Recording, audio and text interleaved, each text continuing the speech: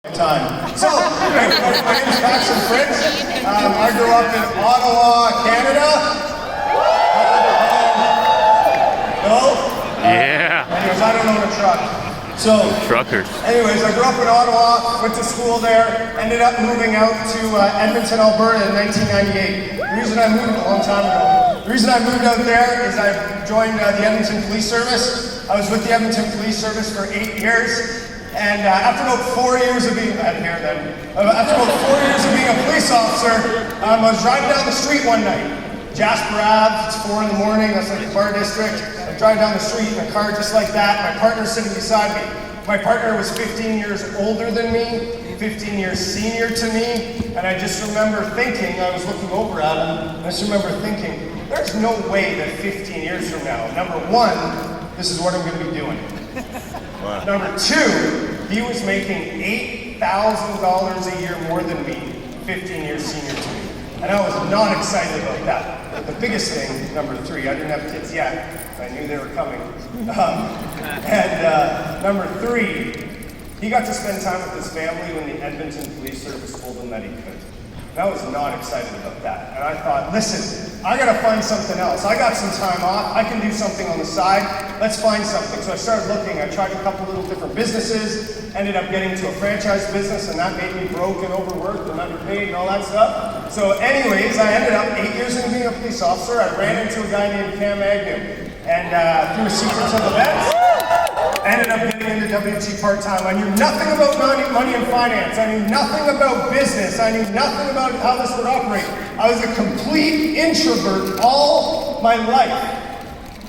If I saw you and I knew you from high school and I haven't seen you from 20 years and we're in the mall and there you are and you're coming towards, I'm ducking into a store. And I'm not saying hi, right? That is uncomfortable, right? But when I started, I said I can get uncomfortable and I can do a couple things, right? So that I can get something more than what I'm gonna have, or I can stay where I'm at. And I thought, I'll give it a shot. So I did. I went part-time, I had okay success, ended up going full-time after about 6 months, left the police service. What Ling said is true. They said, we'll see you back here. And I said, oh, those are fighting words. All right. And then, so I went full-time. About a year into being full-time, I ended up getting my watch. Another year, I ended up getting my ring. And then after that, we became an SMB. And then we looked at the landscape of World Financial Group. This is in 2006, or 2008 now. And we looked across WFG in Canada. And we looked out to where I was from in Ottawa. And there was really not a lot going on there at all. And I thought, wow, if I could do half of what maybe Real did in Alberta, right, in some years, I think that would be a pretty good life. So we moved out to Ottawa. I hadn't been there for 10 years. My wife Jill had never been there at all, right? We ended up moving out there. I wasn't on Facebook. I wasn't even connected with people. It was 2008. Probably, let's pick a time in history where you wouldn't want to open a new financial services company in a new city in the financial services business. That would probably be 2008. But people are people and people need help, and we see our company perseveres through tough times. And we went out there. It was a lot of hard work. It's almost 14 years later, and now we have 400 licensed agents on our team. We have 32 SMBs. We have 28 ring runners. We have an incredible team, an incredible company. I'm just so blessed and grateful to be part of this company, to have an incredible team, to have such great leadership, to have an incredible supportive spouse and family, and life has never been better. I used to say life is good. Life is unbelievable, okay? Unbelievable. You wouldn't believe me if I told you I'm living out all my dreams. I'm doing things I never thought about I'd ever even put on my bucket list. Life is awesome. We worked hard. We worked harder. This will probably be the hardest thing that you ever do in your life. But it's worth it, right? For women, what is the hardest thing probably in this little moment of time? If you've had a baby, what's the hardest thing probably you've ever done in your life? Or the scariest, right? Probably having a baby, right? And what's the best thing in your life? Having children. It's unbelievable. That's what this is about, right? That's what this is. I mean, this isn't having kids, but you get to have 400 of your own and help them in every way, right? All right. So let me share with you a couple things. I had this awesome speech prepared, and I haven't done this for 3 years, so I'm just going to go with what I know. Number one, here are some things that will help you win. commitment. To succeed in anything in life, you need to be committed. Committed to everything that you're going for, okay? Commitment. That means all-out focus, obsession, a healthy obsession. Don't forget your faith in your family and your fitness and your health and all that kind of stuff, but a commitment to what you're trying to accomplish. You came here for a reason, right? You came here for a reason?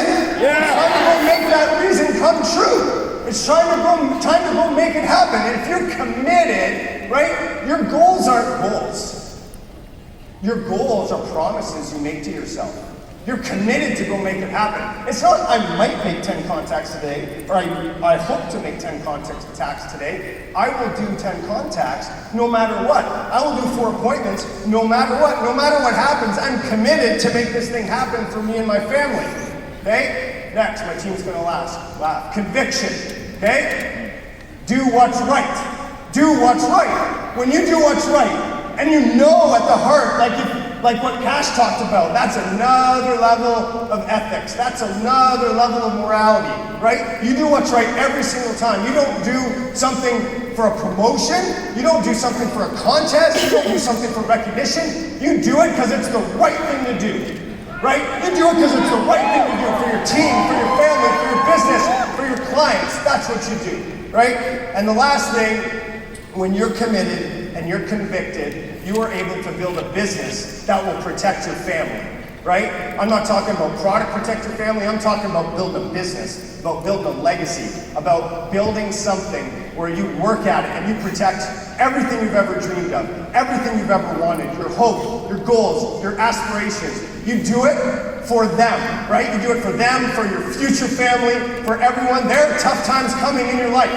There are tough times coming in your life. But if you're committed and you're convicted, right, and you build something that will protect you and your family, you will have everything that you've ever wanted. And when you fall down, because you will, multiple times, you'll be able to get back up. I'm telling you, when you sit down with the family and you help them get out of debt, save money for their kids' education, help them plan for retirement, help them do the things they've always wanted to do, have clarity for a financial future, it feels awesome.